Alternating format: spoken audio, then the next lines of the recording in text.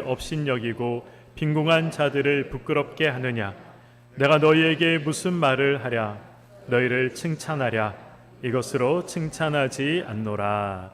아멘. 1895년 서울에 이 박성춘이라는 백정이 살고 있었습니다. 그는 중병에 걸려서 사경을 헤매고 있었는데 그가 큰 어려움에 있다라는 소식을 들은 이 사무엘 무어라는 선교사님이 그를 찾아갑니다. 혼자 찾아가지 않고 이 에비슨이라는 이 의사죠. 이 의료 선교를 하기 위해서 이 조선에 왔던 이 에비슨 선교사와 함께 그를 찾아가게 됩니다. 그리고 그의 병을 고쳐주게 되죠. 이 박성춘이라는 사람이 너무너무 고마워서 예수를 믿기로 결심합니다. 그래서 이 사무엘 무어 선교사님이 이 개척한 교회에 등록을 해서 신앙생활을 하기 시작했던 것이죠. 이 무어 선교사님이 개척하신 교회는 이 지금의 이 소공동 인근에 있는 이 곤당골이라는 이 마을에 세워져 있었습니다. 그래서 이제 곤당골 교회 이렇게 이제 사람들이 불렀던 것이죠. 그런데 이 곤당골에는 이 양반들만 살고 있었습니다. 그렇기 때문에 이 곤당골 교회에는 누가 출석했을까요? 양반들이 출석을 했던 것이죠. 이 교회에는 다 양반들로 이루어진 성도들밖에 없었습니다. 그런데 그 양반들만 있는 그 틈에 이 백정 박성춘이 등록을 해서 신앙생활을 하기 시작했던 것입니다. 이 백정은 사람 취급도 하지 않았을 때였죠. 그래서 이 양반들이 백정과 함께 신앙생활하는 것이 너무나도 불편했습니다. 예수 그리스도를 믿기 때문에 한 형제요 한 자매라고 불러야 되는데, 그래서 이 백정을 향해서 형제요, 형제님 이렇게 불러야 하는데 이 양반들의 상식으로서는 도저히 납득되지 않는, 용납할 수 없는 그러한 일들이 벌어지게 되었던 것입니다. 그래서 이 양반들이 사무엘 무어 선교사님을 찾아가서 부탁합니다. 선교사님, 우리는 백정과 함께 예배드릴 수 없습니다. 그러니 우리는 예배당 상석에, 백정들은 예배당 제일 구석진 자리에 앉게 하셔서 그들과 우리가 서로 마주치는 일이 없도록 허락해 주십시오. 그렇게 이제 요청을 한 것이죠. 이 무어 선교사님이 그들의 요청을 들어줬을까요? 안 들어줬을까요? 들어주지 않았습니다. 사실은 이 선교사님이 이 양반들의 요청을 들어주더라도 사회적으로 크게 문제될 게 없습니다. 백정은 인감 취급도 못 받던 시대였기 때문에 이 양반과 백정이 함께 한 자리에 앉는다, 그 자체를 그때 당시에 모든 사람들이 이해할 수 없었던 상황이었던 것이죠. 그래서 이 양반들의 요청을 선교사님이 들어준다고 하더라도 선교사님을 향해서 잘못됐다 그렇게 비난하거나 욕할 사람이 아무도 없었습니다. 그러나 양반들의 요구는 성경적인 요구가 아니었던 것이죠. 그래서 선교사님은 그들의 요구를 거절했습니다. 이 양반들의 요구를 거절하자 양반들이 어떻게 했을까요? 그러면 우리는 이 교회에서 더 이상 신앙생활할 수 없습니다. 그러면서 이 양반들이 우르르 다른 곳으로 가서 교회를 세웠습니다. 그 교회가 어디냐 하면 지금 광교 부근에 있었던 이 홍문석골이라는 이 마을에 세워진 교회였습니다. 그런데 이 홍문석골 교회 양반들이 하나님의 말씀을 들으면 들을수록, 성경을 배우면 배울수록 자신들이 잘못했구나라는 것을 깨닫게 되었던 것이죠. 그런데 그러던 어느 날 이 곤당골 교회, 이제 양반들이 떠나고 백정들이 다니는 그 교회에 큰 화재가 나서 교회가 다 전소되는 그런 일이 벌어지게 됩니다. 이 홍문석골에 있었던 이 교회 양반들이 생각을 했던 것이죠. 우리가 잘못했다, 우리가 잘못 생각했다. 그러니 이제 우리가 다시 이 곤당골 교회의 성도들과 하나 되자, 다시 합치자, 그렇게 자기들이 먼저 이야기를 했던 것입니다. 그래서 교회가 다시 하나 되고 탑골에 교회를 하나 세우게 되고, 그 교회가 바로 오늘날 승동교회가 되었던 것입니다. 이 양반과 천민, 부자와 가난한 자들이 하나 되어서 이 교회를 세워나간 이 승동교회의 이 역사의 이야기는 한국 교회의 굉장히 본해내는 모습으로 지금도 남아있는 한국 교회가 자랑할 만한 그러한 한국 교회의 역사입니다. 그런데 이 승동교회와는 달리 이 180도 다른 모습으로 우리에게 등장하고 있는 교회가 있습니다. 그 교회가 어디일까요? 바로 고린도 교회입니다. 오늘 본문에 나오는 고린도 교회는 이 승동교회와는 전혀 다른 180도 다른 모습 때문에 이 바울의 책망을 받게 됩니다. 고린도 교회 많은 문제가 있었던 교회다라고 제가 말씀을 드렸습니다. 많은 문제들이 있었지만 가장 큰 문제가 무엇이었습니까? 바로 하나 되지 못하는 분열의 문제였다라고 성경은 기록을 하고 있습니다. 고린도전서 1장 10절에 보면 사도 바울이 고린도 교회에게 서신을 보내면서 이 가장 서두에 이런 이야기를 합니다. 10절의 말씀입니다. 형제들아, 내가 우리 주 예수 그리스도의 이름으로 너희를 권하노니 모두가 같은 말을 하고 너희 가운데 분쟁이 없이 같은 마음과 같은 뜻으로 온전히 어떻게 하라고 합니까? 합하라. 너희들 싸우지 말고 분쟁하지 말고 분열하지 말고 힘을 다해 하나가 되어라. 그렇게 사도 바울이 말씀하고 있는 것이죠. 고린도 교회가 무엇 때문에 서로 싸우고 있었습니까? 고린도 교회가 어떤 일 때문에 분쟁에 휘말리게 되었습니까? 그 이유가 11절과 12절에 기록이 되어 있습니다. 고린도전서 1장 11절과 12절의 말씀입니다. 내 형제들아, 글로의 지편으로 너희에 대한 말이 내게 들리니 곧 너희 가운데 분쟁이 있다는 것이라. 내가 이것을 말하거니와 너희가 각각 이르되 나는 바울에게, 나는 아볼로에게, 나는 게바에게, 나는 그리스도에게 속한 자라 한다는 것이니. 아멘. 어떤 문제가 있었습니까? 성경에 초점을 두고 있는 것이 아니라 이 교회의 지도자들에 대한 어떤 개인적인 이 집착, 개인적인 마음, 그것 때문에 분쟁이 일어났던 것이죠.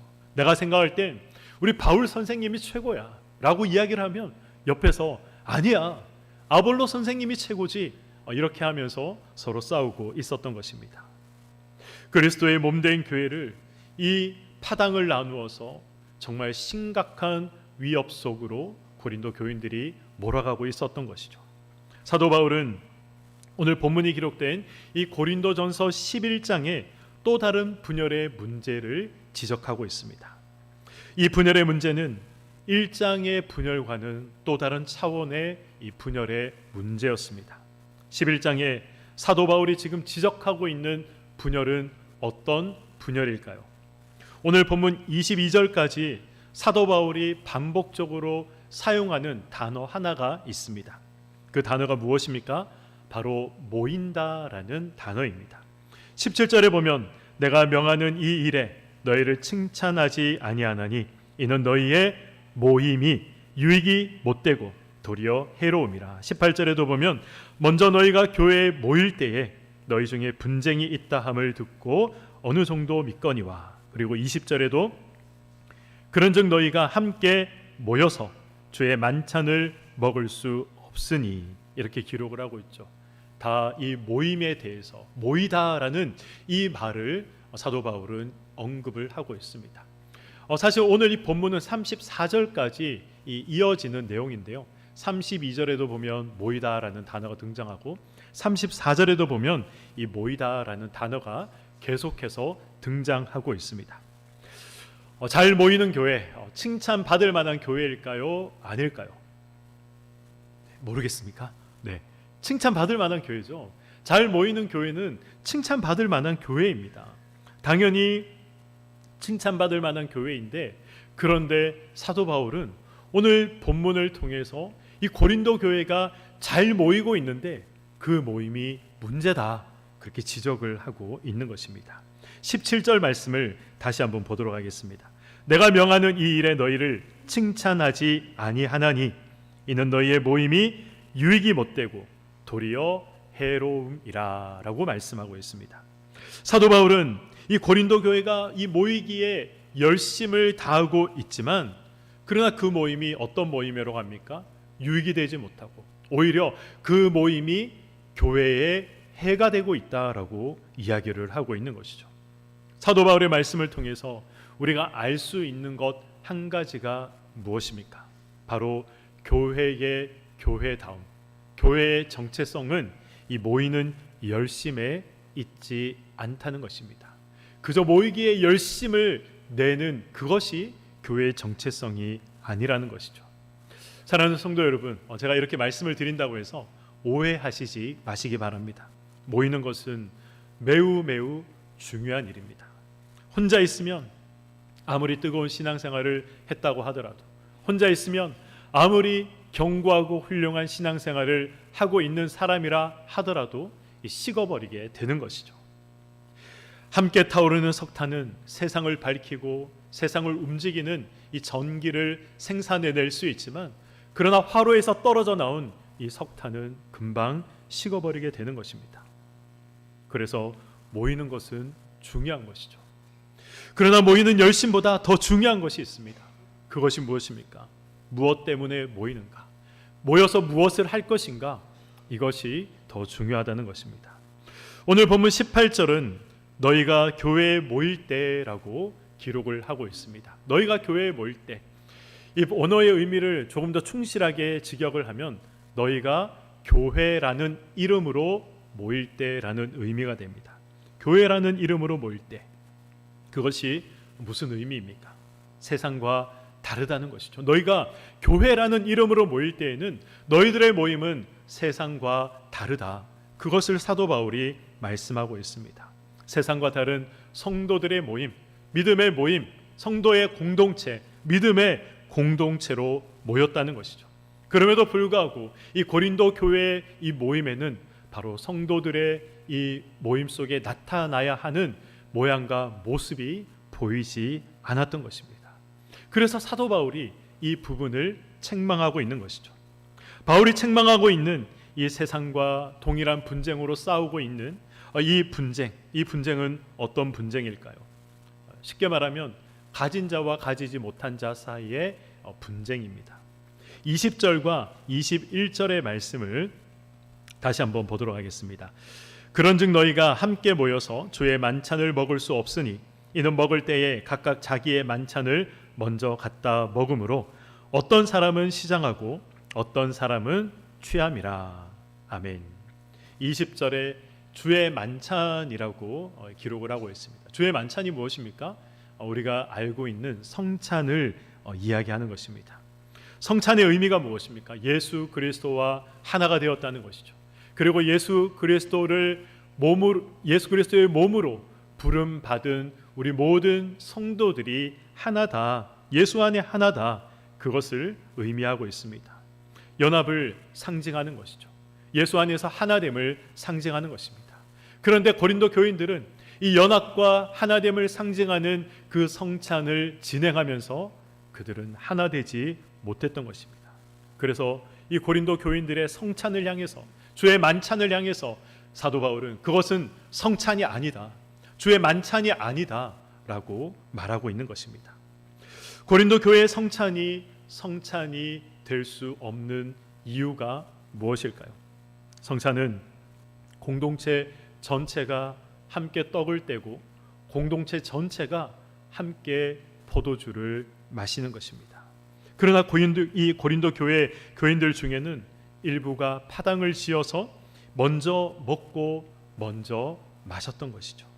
그래서 이 그리스도 안에서 하나 되는 기쁨, 그리스도 안에서 하나 되는 의미를 완전히 퇴색시켜 버린 것입니다. 그래서 사도 바울이 고린도 교회를 향해서 책망을 하고 있는 것이죠. 이것이 바로 고린도 교회가 가지고 있었던 또 다른 분쟁의 요인이었습니다.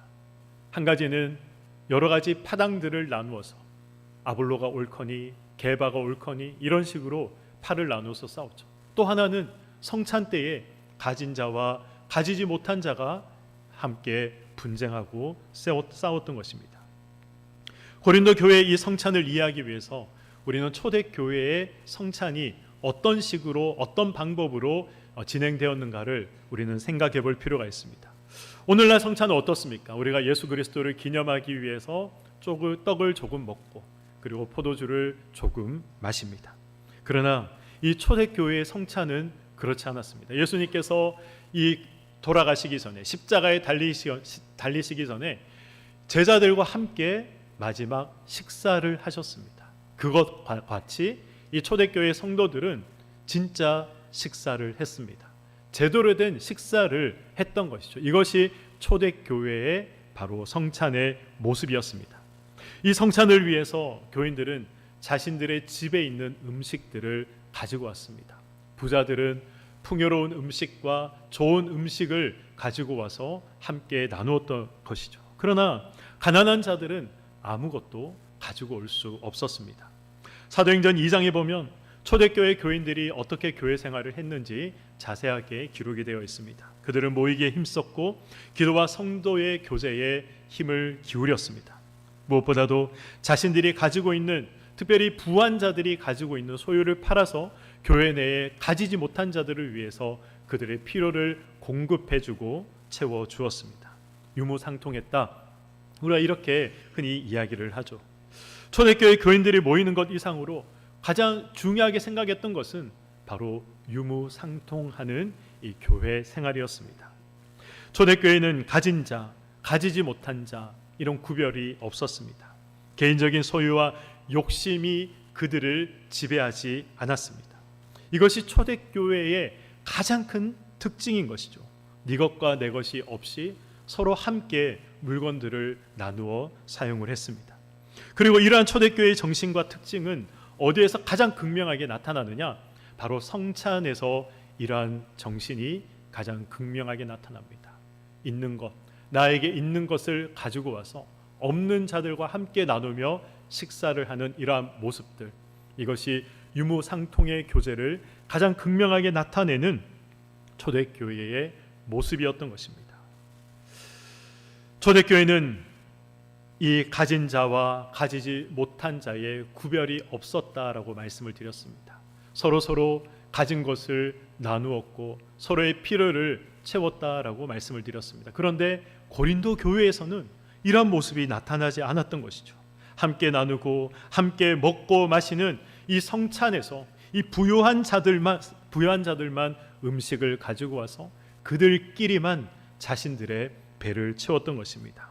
그래서 주의 이 만찬을 통해서 이 술에 취하는, 자기들끼리 먹고 마시다 보니까 자기들의 배만 불리고 또 자기들이 취하게 되는 그러한 일들이 벌어지게 되었던 것입니다.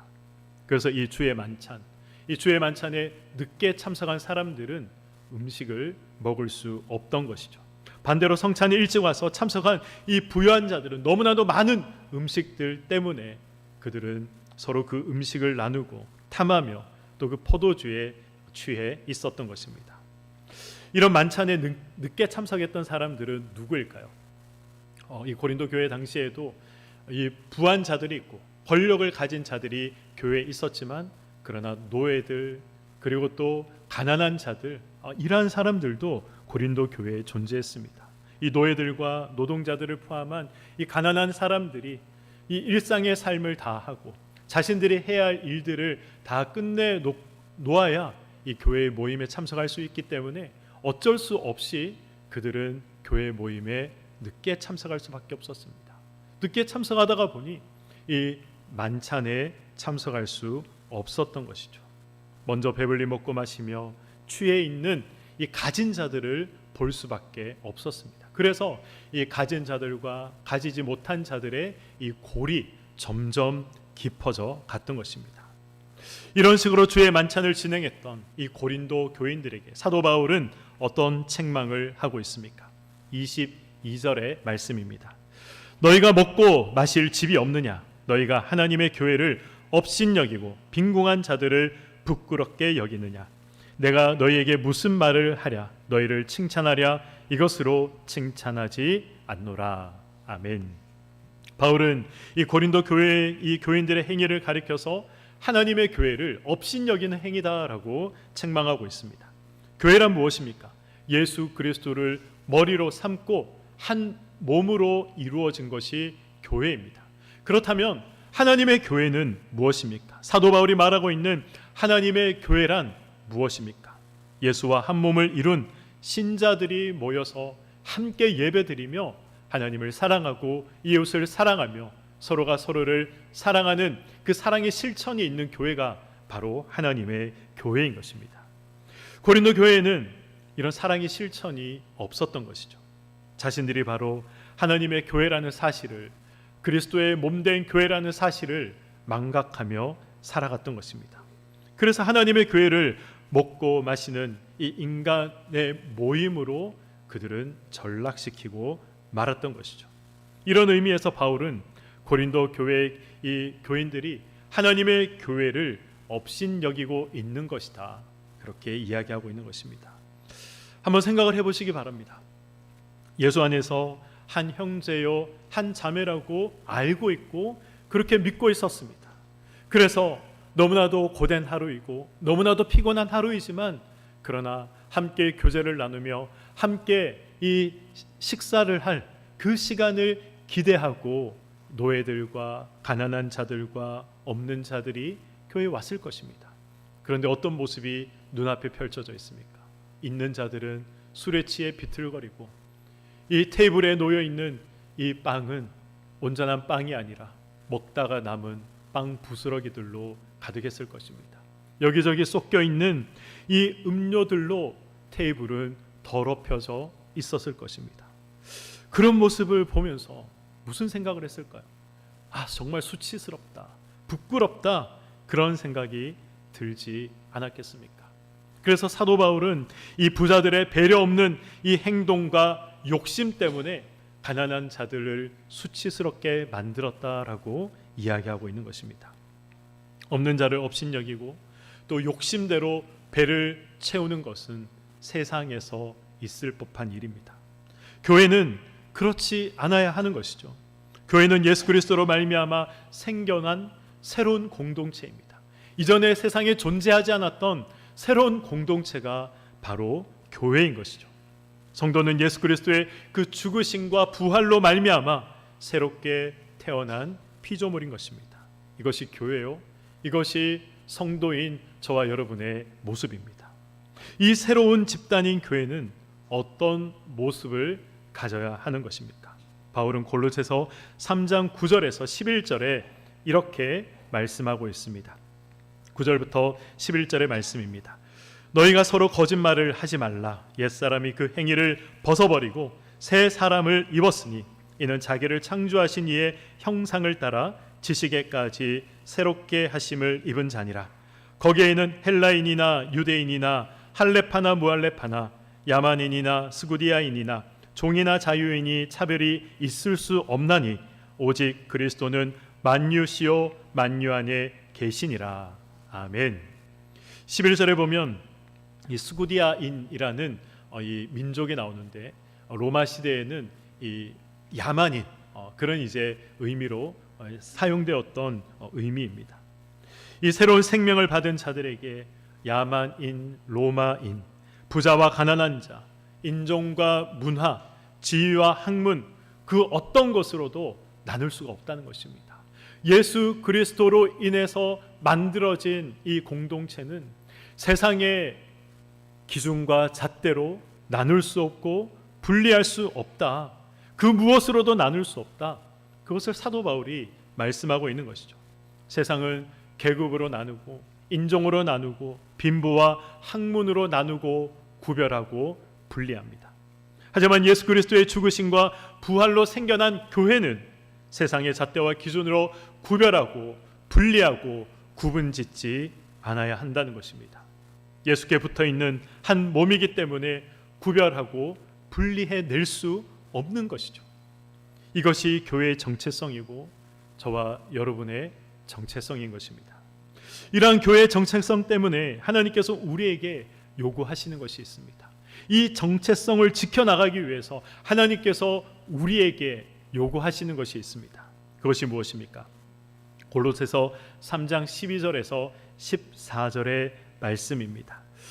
우리 한번 한 목소리로 읽어보도록 하겠습니다. 시작. 그러므로 너희는 하나님이 택하사 거룩하고 사랑받는 자처럼 긍휼과 자비와 겸손과 온유와 오래 참음을 옷입고 누가 누구에게 불만이 있거든 서로 용납하여 피차 용서하되 주께서 너희를 용서하신 것 같이 너희도 그리하고 이 모든 것 위에 사랑을 더하라. 이는 온전하게 매는 띠니라. 아멘. 너무나도 중요한 말씀입니다. 그래서 우리 다시 한번 우리 힘있게 힘차게 내 가슴에 새기겠다 생각하고 우리 12절부터 한번 더 읽어보도록 하겠습니다. 시작. 그러므로 너희는 하나님이 택하사 거룩하고 사랑받는 자처럼 긍휼과 자비와 겸손과 온유와 오래 참음을 옷 입고 누가 누구에게 불만이 있거든 서로 용납하여 피차 용서하되 주께서 너희를 용서하신 것 같이 너희도 그리하고 이 모든 것 위에 사랑을 더하라. 이는 온전하게 매는 띠니라. 아멘. 교회가 어떤 사람들로 이루어져 있습니까? 교회에는 신앙이 성숙한 사람들도 있고 이제 갓 신앙생활을 하는, 그래서 영적으로 본다면 이제 갓 태어난 사람들도 있습니다. 그리고 태어나기 위해서 나가기 싫지만 억지로 이곳에 끌려 나와 예배드리고 붙잡혀 나와 예배드리는 그러한 사람들도 있습니다. 교회는 그래서 완성된 자들이 모인 곳이 아닌 것이죠. 완성을 향해 나아가는 자들이 모인 곳이 바로 교회인 것입니다. 그래서 교회는 온전하지 못하고 완전하지 못합니다. 고린도 교회와 같이 분열과 분쟁이 존재할 가능성이 교회 가운데 얼마든지 있다는 것이죠. 그러나 하나님은 교회를 향해서, 분열하고 있는 고린도 교회를 향해서 분열하지 말아라, 하나가 되어라, 연합해라, 분쟁하지 말아라, 그 말씀을 하고 계신 것입니다. 분열하지 않고 분쟁하지 않고 교회의 하나됨을 지켜나가는 것, 그것이 성경이 우리에게 요구하고 있는 것입니다. 그리고 성경이 또 우리에게 요구하는 것이 무엇입니까? 하나님의 사랑을 받은 만큼 너희들이 하나님의 사랑을 먼저 받았지 않느냐. 그러니 너그러운 마음을 가지고 다른 사람을 품어줘라. 친절함과 겸손함과 온유함과 인내로 다른 사람을 대하도록 해라. 화를 내기보다 용서하고 너에게 해를 입혔다 하더라도 용서해라. 예수께서 우리를 용서하신 것 같이 서로 용서해라 라고 말씀하고 있습니다. 무엇보다도 사랑의 띠로 예수와 묶고 서로가 서로를 묶어 하나 되어라, 그것을 말씀하고 있는 것이죠. 사도 바울은 이 띠를 이야기하고 있습니다. 띠의 역할이 무엇입니까? 묶는 것이죠. 몸과 옷을 하나로 묶어서 수치가 드러나지 않도록 하는 것입니다. 예수와 나 사이에, 너와 나 사이에 틈이 생기지 않도록 묶어라. 사랑으로 단단히 묶어 하나 되어라. 이것이 바울이 말하고 있는 이 온전하게 매는 띠의 의미입니다. 다양한 사람들이 교회를 이루고 있습니다. 그래서 하나 될 수 없을 것 같은 그러한 모임이 바로 교회의 모임입니다. 세상 그 어떤 모임을 가더라도 보십시오. 끼리끼리 모입니다. 그러나 교회는 그렇지 않습니다. 교회는 끼리끼리 모이는 공동체가 아닙니다. 예수께서 부르셔서 하나 된 공동체인 것이죠. 그리고 그 공동체가 하나 될 수 있는 것은 사랑의 띠로 서로를 묶는 것이다 라고 말씀하고 있는 것입니다. 이것이 바로 하나됨을 위해 노력하는 이 교회의 이 공동체를 생각할 때 우리가 가져야 하는 태도인 것입니다. 사랑하는 성도 여러분, 우리가 하나됨을 위해 힘써 지켜야 하는 것은 그래서 무엇입니까? 바울은 에베소서 4장 1절에서 3절에 이렇게 말씀하고 있습니다. 그러므로 주 안에서 갇힌 내가 너희를 권하노니 너희가 부르심을 받은 일에 합당하게 행하여 모든 겸손과 온유로 하고 오래 참음으로 사랑 가운데서 서로 용납하고 평안에 매는 줄로 성령이 하나 되게 하신 것을 어떻게 하라고요? 힘써 지키라. 힘써 지키라. 예수께서 구원의 문을 열어주셨습니다. 성령께서 우리를 부르셔서 그 구원의 문을 통과하도록 하셨습니다. 그래서 서로 무관하고 이질적인 그러한 다양한 부류의 사람들이 그리스도의 부름을 받아 그의 몸이 된 것이 바로 교회입니다. 이러한 하나됨이, 이 교회의 하나됨이 끝까지 유지될 수 있도록 하기 위해서 우리가 어떻게 해야 합니까? 지속적으로 노력해야 한다는 것이죠. 그것이 바로 힘써 지키라라는 의미인 것입니다. 우리가 신앙생활하는 우리가 감당해야 할 몫이죠. 하나됨을 위해서 끊임없이 매일매일 매순간 노력하는 것, 그것이 우리에게 주어진 신앙의 몫인 것입니다. 우리는 하나입니다. 이것이 성도의 정체성이고 또 교회의 정체성입니다. 우리가 모이는 이유는 하나 되기 위해서 모이는 것이죠. 하나 되기 위해서 예배 드리는 것이고, 하나 되기 위해서 전도하는 것이고, 하나 되기 위해서 하나님을 알아가는 것이고, 하나 되기 위해서 우리는 교제하는 것입니다. 이 사실을 망각하거나 또 이 사실에 저촉된다면 아무리 좋은 것을 한다고 하더라도 이 시작부터 틀린 것입니다. 나의 태도, 나의 생각, 나의 모습이 이 하나 되기 위한 태도이고 생각이고 모습인지, 그래서 우리는 점검해 볼 필요가 있습니다. 그것이 성경적인지 점검해 보시기 바랍니다. 점검 중에 성령께서 아니야, 그건 아니야, 네가 지금 생각하고 네가 지금 행하고 있는 것은 교회의 하나됨을 위한 것이 아니야, 그렇게 성령께서 우리에게 말씀하시고 깨닫게 하신다면 우리는 교회의 하나됨을 위해서 힘써 내가 잘못한 것을 고쳐야 하고, 힘써 하나님께서 기뻐하시는 것으로, 기뻐하시는 방향으로 우리의 걸음을 옮겨야 하는 것입니다. 그래서 성령이 하나 되게 하시는 그 하나 되게 하심을 우리는 힘써 지켜나가는 교회가 되어야 하는 것입니다. 쉽지 않습니다. 힘써 지키는 것 쉬운 일이 아니죠. 때로는 나의 자존심을 내려놓기도 해야 합니다. 때로는 내가 가진 것을 내려놓아야 할 때도 있습니다. 그러나 그것이 하나님께서 우리에게, 그것이 교회의 정체성이요 성도의 정체성이다. 하나 되는 것이 네가 마땅히 지켜야 하는 것이고 해야 하는 것이다 라고 오늘 우리에게 말씀하고 있는 것입니다. 힘써 지켜나가기를 소망합니다. 하나됨을 위해 힘써 지켜나가는 우리 교회, 하나됨을 위해 힘써 지켜나가는 저와 여러분의 삶이 되시길, 신앙생활이 되시기를 주님의 이름으로 간절히 축원드립니다. 아멘.